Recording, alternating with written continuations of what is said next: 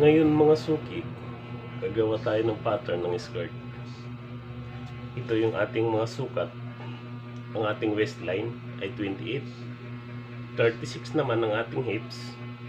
Ang ating full length ay 20. Okay? So ngayon mag-start tayo. Ito yung ating mga gamit. Meron tayong marker, may roller, measure. Ngayon ang una natin gagawin, dito sa taas, susukat tayo ng 2 inches.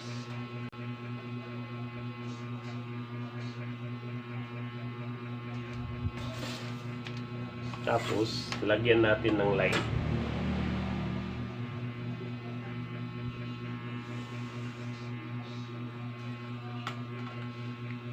Dito naman sa side na to, maglalagay tayo ng 5 inches na sukat.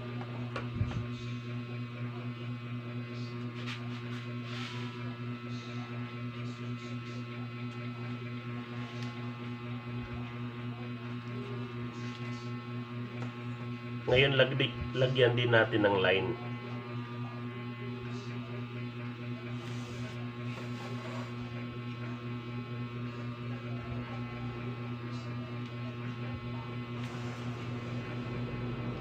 Okay?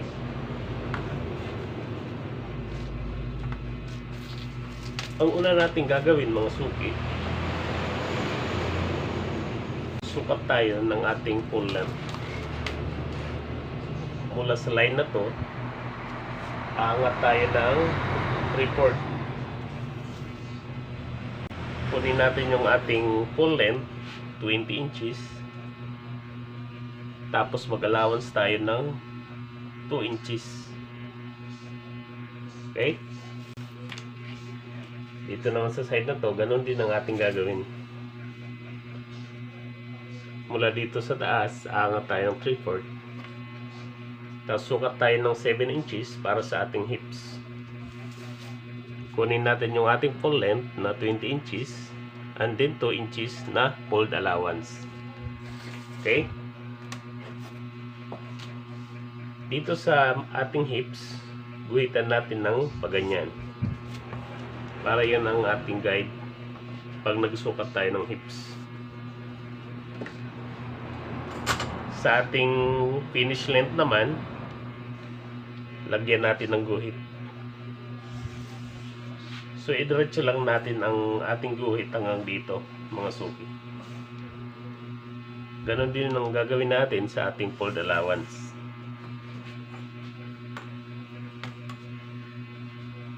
Ngayon, ang gagawin natin, susukat tayo sa ating waistline. Ang ating waistline ay 28. So, i-divide natin sa 4. Ang kalalabasan ay 7 inches. Pagkatapos, meron tayong dark o truncal na 1 inches. 1 inch, I mean. Ang kalalabasan ay 8 inches. So, mula sa side na to, sa line na to, susukat tayo ng 8 inches para sa ating waistline. Ngayon punta tayo sa ating hips. Ito yung ating hips. Ang ating hips ay 36. Divide natin sa 4. Ang suma total ay 9 inches. So mula sa side na to, sa line na to, sukat tayo ng 9 inches. Ngayon pagdating sa laylayan mga suki, ang cut ng ating skirt ay pencil cut. Para makuha natin ang sukat ng pencil cut, yung ating hips ay 9 inches yung nilagay natin na sukat. Ang gagawin natin, maglilist tayo ng 1 inch. So, ang lalagay lang natin dito sa ating finish length o yung laylayan ay 8 inches para makuha natin yung pencil cut. Okay? Ngayon maglagay tayo ng line. I-connect natin yung ating mga nilagay na sukat mula sa waistline hanggang sa hips. Mula naman sa hips hanggang laylayan. So yan ang pagkuha ng pencil cut mga suki. Dito naman sa ating fold allowance, medyo islant lang natin yung ating guhit. Okay? So yan ang ating skirt. Ngayon dito tayo sa ating waistline, dahil meron tayong trunsal o meron tayong dark, ang tawag nila. Hatiin natin yung ating waistline. So naglagay tayo ng 8 inches. Kunin natin yung kalahati ay 4 inches. Mula dito sa ating sukat na 4 inches, sukat din tayo ng 4 inches na lalim. Yun ang ating dark o trunsal. Lagyan natin ng line. Dito naman sa taas, hatiin natin yung 1 inch sa dalawa, bali tag half inch. Tapos maglalagay tayo ng line. Okay?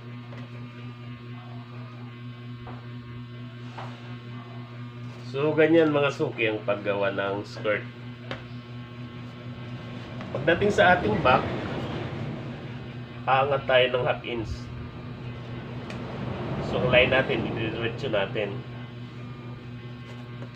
Tapos, i-connect natin dito sa side. Yan. Yung ating dark naman, idiretso lang natin. Ganyan. Okay? Dito naman tayo sa ating zipper.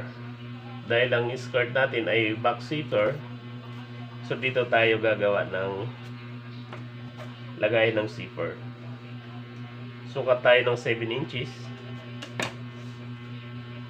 para sa ating zipper. So lagayan lang natin ng guide para hindi tayo malito. Ito yung ating zipper. Dito naman sa ating slit. So nasa likod yung ating slit. Mula dito sa ating finish length, sukat tayo ng 5 1/2 kasama na yung allowance mga suki.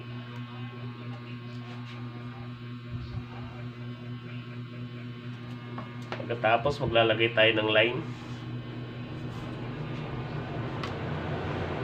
So ang ano na to mga suki, ang allowance na to ay front and back.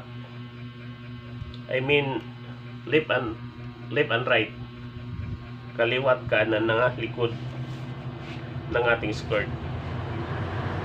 So yung kanan natin mga suki ay 2 inches yung ating allowance.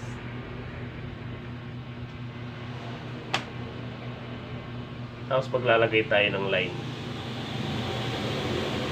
Okay? Ito naman para sa ating kaliwa ng slit. Okay? Ngayon ipakita ko sa inyo mga suki yung ating finish length. I mean finish yung ating gawa na skirt. Kung bakit nakuha natin yung ganitong allowance. So ito yung ating skirt mga suki, yung finish. Ito yung ating zipper, ito naman yung ating slit. Ngayon baliktarin natin para makita nyo. Ito yung ating slit. So makikita nyo, nakapartida yung ating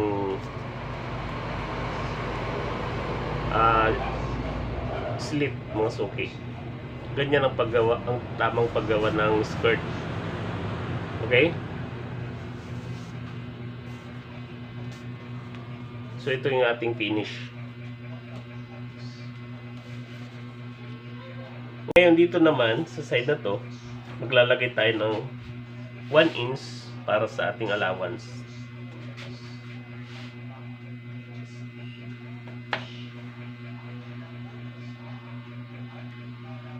Lagyan natin ng line.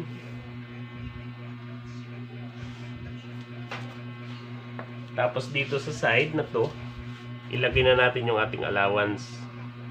So maglagay din tayo ng 1 inch para hindi tayo malito pag nagkata tayo.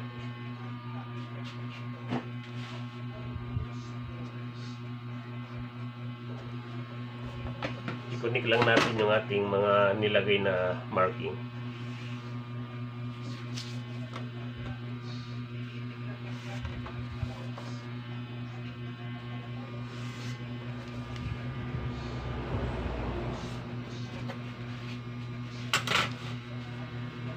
Lagyan natin ng mga level yung ating pattern para hindi tayo malito.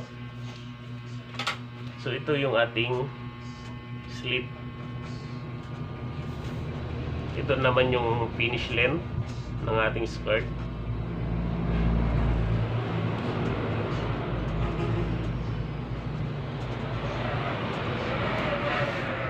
Ito yung hips.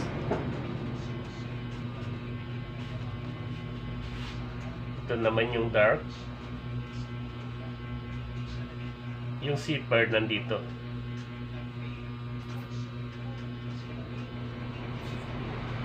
Okay?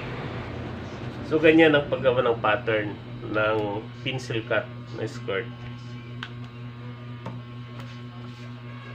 So tapos na tayo mag-pattern mga suki. Ang gagawin natin, pwede na natin i-cut yung ating pattern.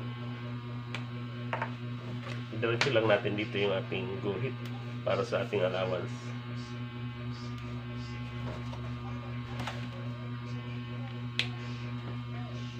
Okay?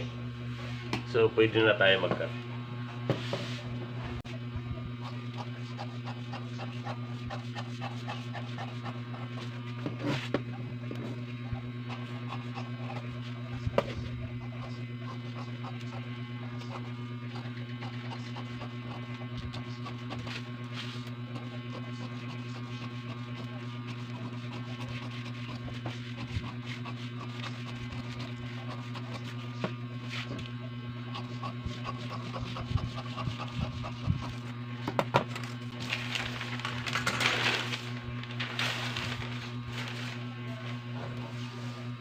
So ito na mga suki yung ating pattern. Yung finish ng ating pattern. Okay? Ngayon hanggang dito lang muna. Sana'y nakapagbahagi tayo ng konting ideya sa ating mga viewers. Hanggang sa muli. God bless po sa inyong lahat.